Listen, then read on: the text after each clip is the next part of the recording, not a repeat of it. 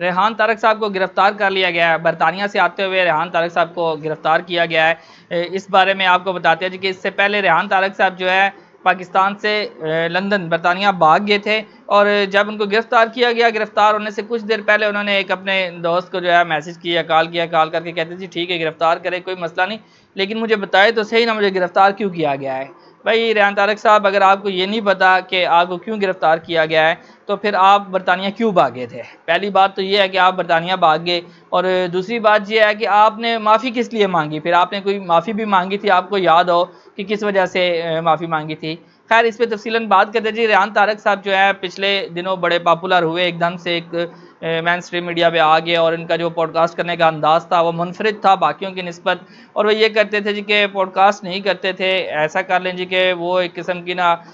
تفتیش کرتے تھے، ایک پوسٹ مارٹم کرتے تھے، اور گیسٹ کو بلا کے پھر ساتھ آڈینس کو بھی بٹھاتے تھے، پھر کوسچنز کرتے تھے، اور کوسچن کرنے کے بعد ان کا طریقہ کار جو ہے نا تھوڑا سا تضحیک امیز ہوتا تھا، وہ نیچا دکھانے کی کوشش کرتے تھے اور اپنی طرف سے پروف نکالنے کی کوشش کرتے تھے فوراً سے، وہ کہ کچھ لوگ اس کو بہت پسند کرتے تھے، لیکن ذاتی طور پہ میں اس طریقہ کار کو پسند نہیں کرتا تھا۔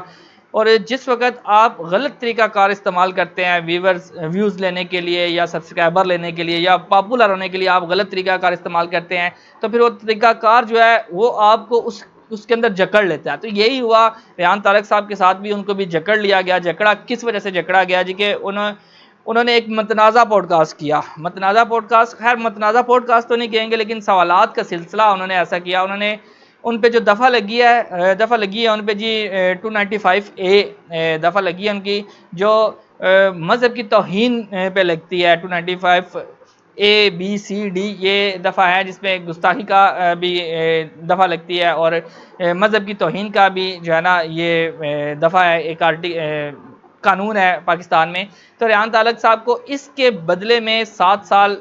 قید بھی ہو سکتی ہے، پھر 50 لاکھ روپے جرمانہ بھی ہو سکتا ہے۔ اس سے پہلے بھی ریحان طارق صاحب کو گرفتار کرنے کی کوشش کی گئی تھی،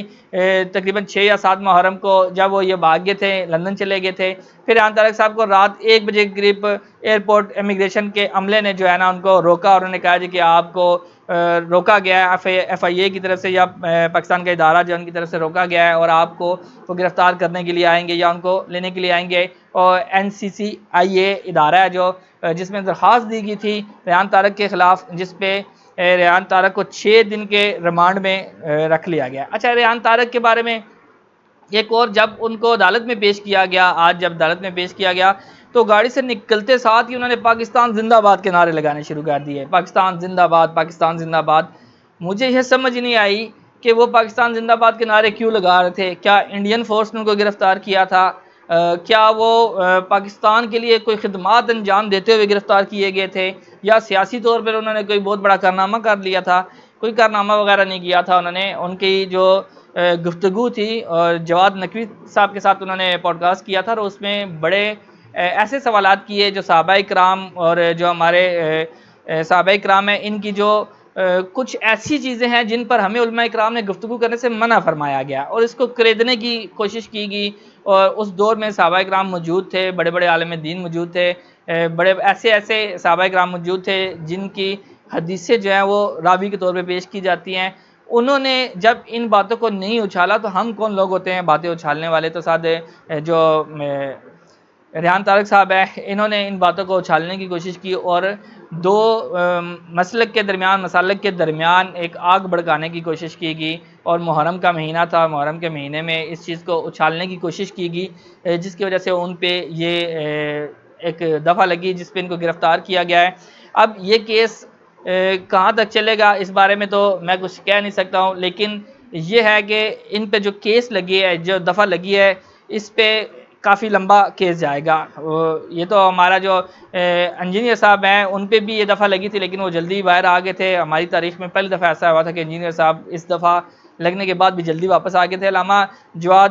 سید جواد نقوی صاحب کے ساتھ جو پوڈ کاسٹ کیا گیا تھا، اس کے بعد 11 مذہبی شخصیات نے ریحان طارق کے خلاف